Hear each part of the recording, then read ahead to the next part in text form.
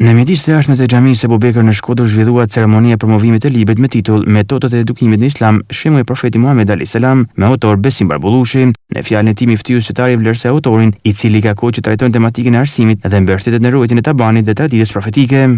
Besim Barbullushi, e gjurmën e tij me përgjithësinë e plot të atij që kur flet fjala i zëvend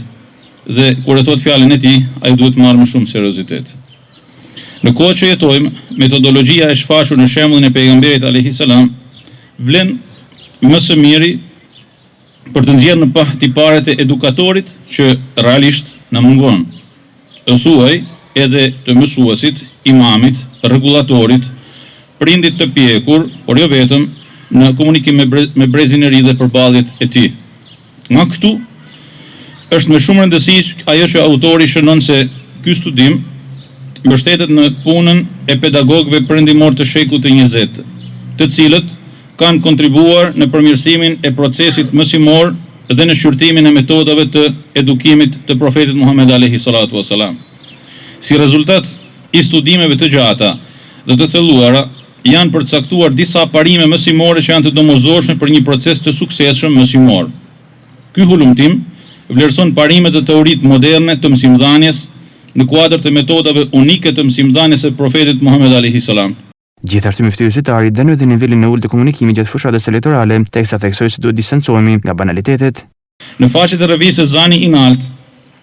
diku nga gushti i 1926-s, Lumus Këndo, teksa i referohet degenerimit të fjalorit të rinis në atë kohë,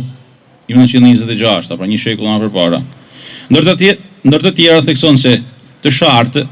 dëfton 3 sende, 3 sëmundje, ose njeni që përdor fjalë të nyra dhe të liga, është një njeri i lik me zemër të keqe, pa dhimbshuri dhe nëltësi shpirti, ose ka një edukat harbute, i rritur me njerëz pa arsim dhe pa delikatesë, ose është indiferent dhe nuk vere që thotë, nuk shquhen të mirë nga e keqja, rron si një duru, si një dhi e egër, vetëm me lumturinë e nevojës dhe dëfrimit ult. Dhe teksa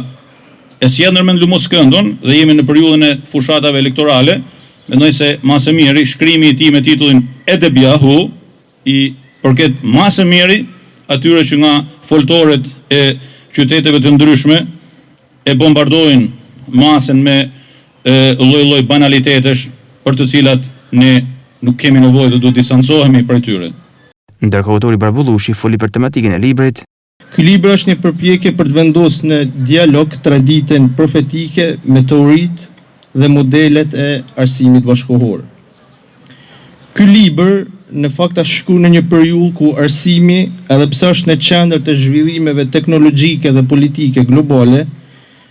fatkeqësisht shpesh e humb thelbin e vet human dhe moral.